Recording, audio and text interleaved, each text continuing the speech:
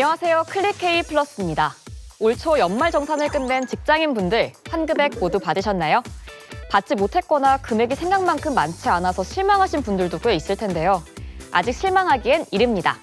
지난 연말정산 때 누락했거나 과다하게 적용된 공제가 있다면 5월 종합소득세 신고 때 수정해서 돌려받으실 수 있습니다.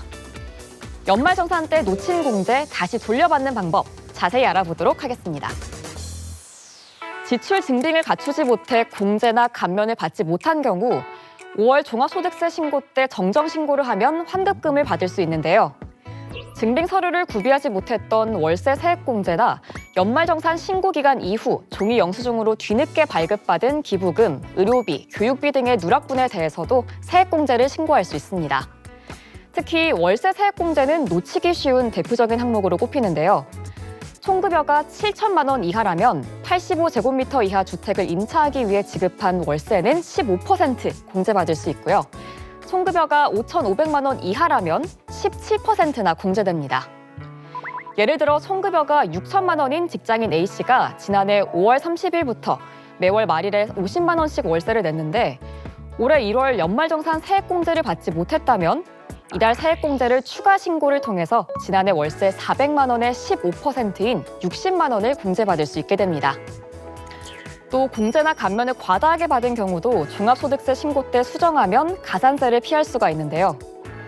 소득이 100만 원이 넘는 부양가족을 인적공제로 적용했거나 맞벌이 근로자가 부모님이나 자녀를 중복으로 공제한 경우 정정신고를 꼭 해야 합니다. 그런가 하면 지난해 이직한 분들도 주의가 필요한데요.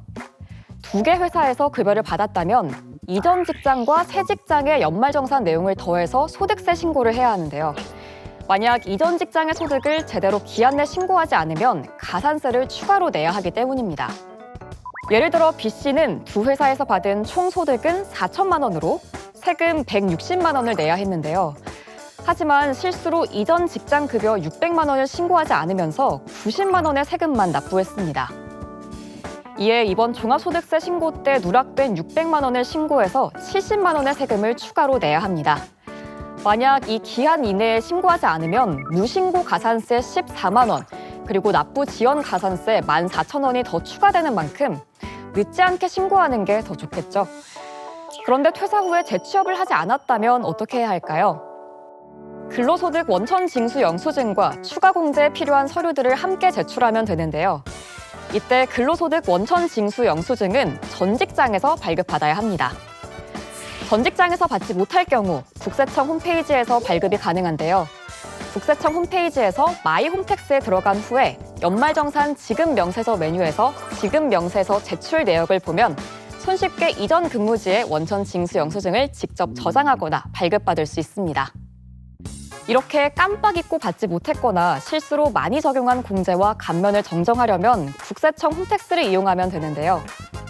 국세청 홈택스에 로그인한 후 세금 신고, 종합소득세, 근로소득 신고, 정기신고 메뉴에서 신고서를 작성, 제출하면 됩니다.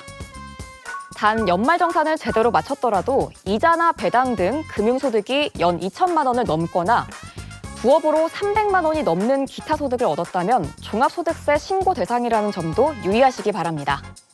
신고 기한은 오는 5월 31일까지입니다.